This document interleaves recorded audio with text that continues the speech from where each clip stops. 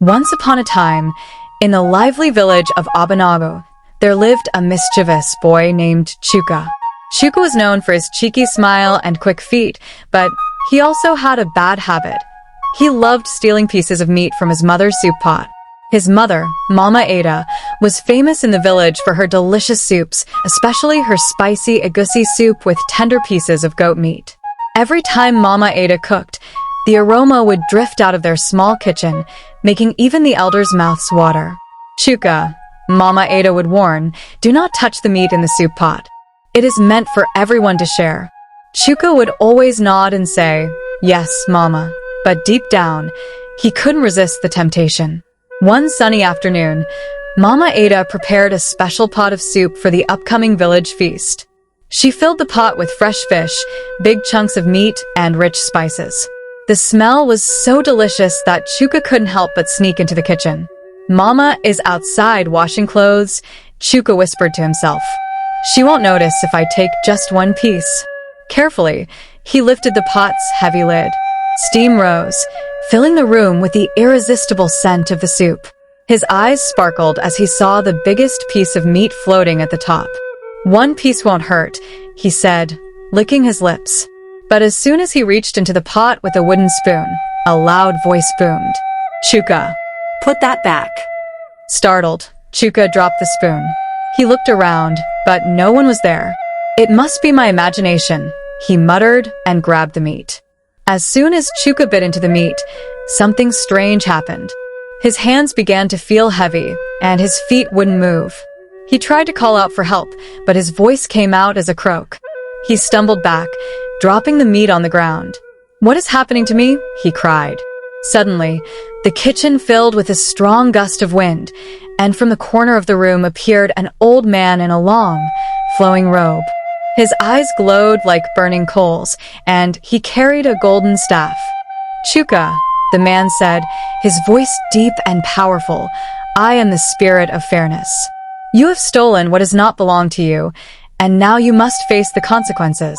Chuka fell to his knees. I'm sorry. I was just hungry. The spirit shook his head. It is not about hunger.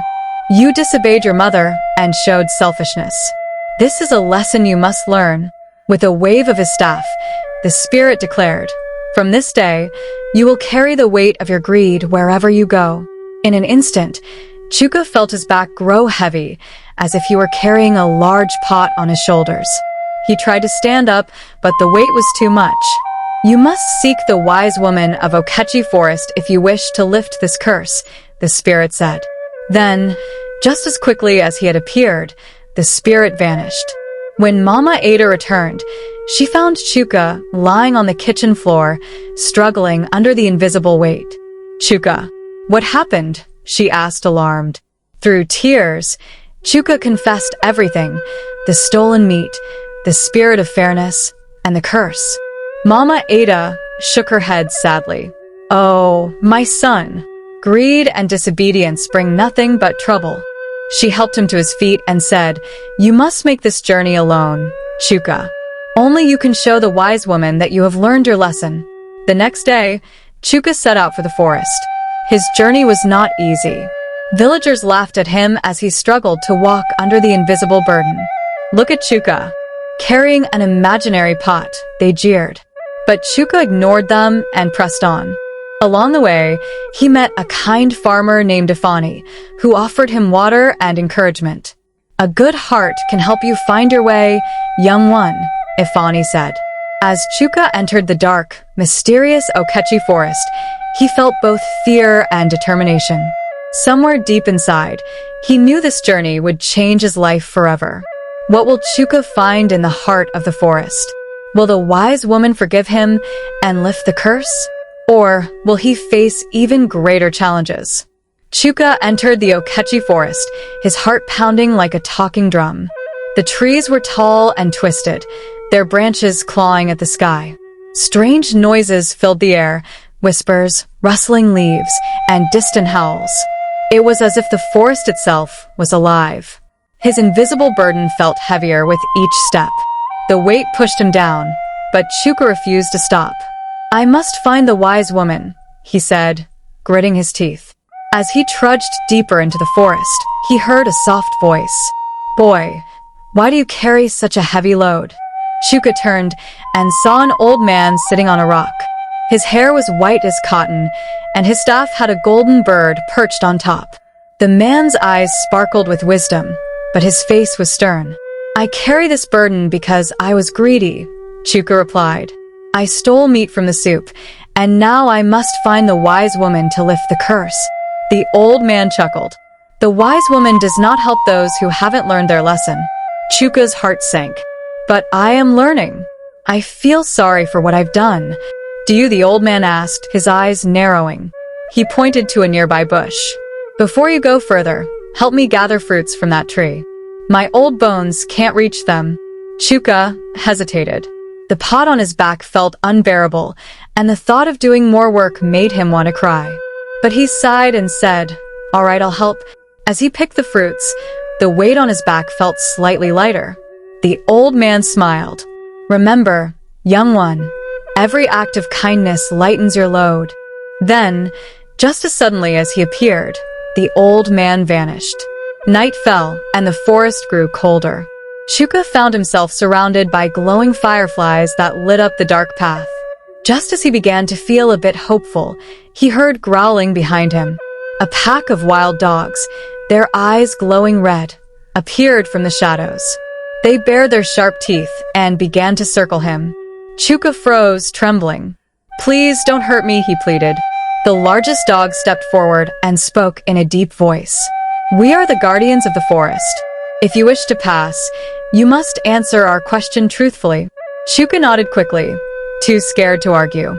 The dog growled. "Why did you steal the meat?" Chuka's hands trembled. He wanted to say it was because he was hungry, but deep down, he knew the truth.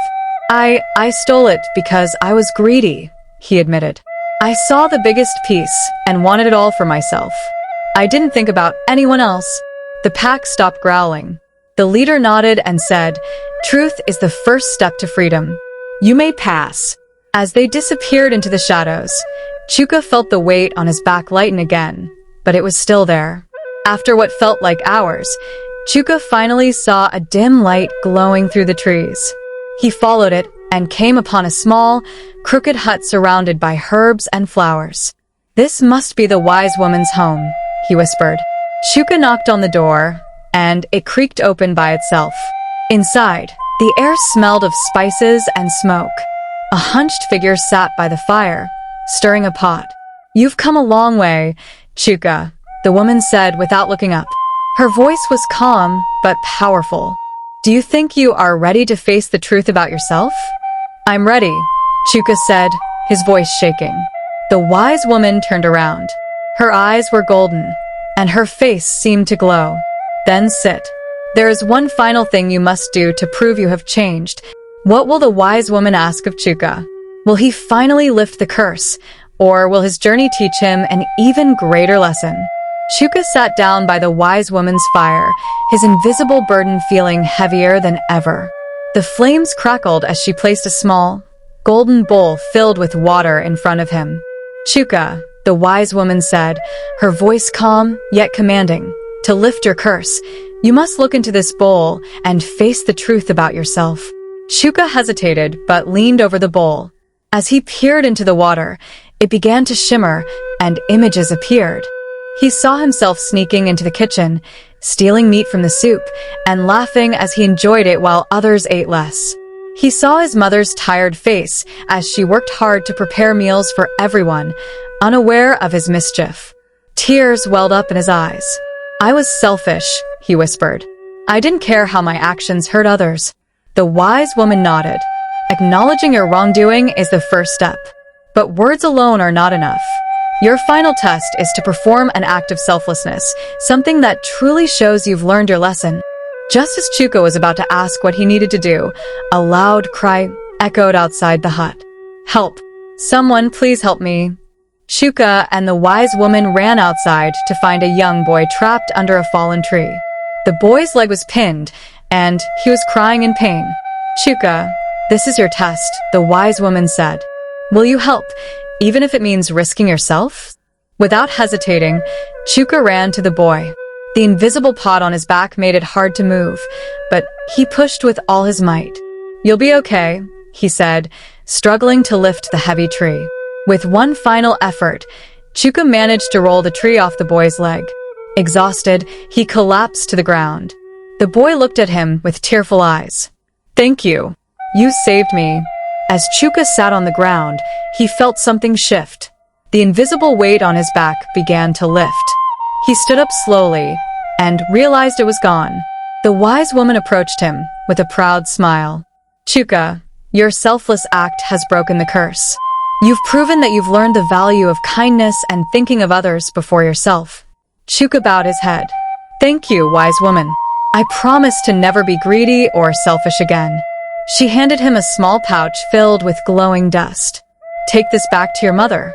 It will bless your home with plenty, as long as you continue to live with a good heart." Chuka returned to his village as a changed boy. When he walked into the kitchen, he found Mama Ada stirring a pot of soup. "Chuka, you're back," she exclaimed, hugging him tightly. Chuka handed her the pouch and explained everything that had happened. Mama Ada sprinkled the glowing dust into the soup, and instantly, the aroma filled the air with an even richer scent than before. From that day forward, their home was always filled with food, laughter, and love. Chuka kept his promise and became known in the village as a kind and helpful boy. Whenever he saw someone in need, he didn't hesitate to help. And every time he smelled soup cooking, he remembered the lesson that had changed his life forever. Greed and selfishness can bring trouble, but kindness and selflessness bring blessings. Always think of others and do what is right, even when no one is watching.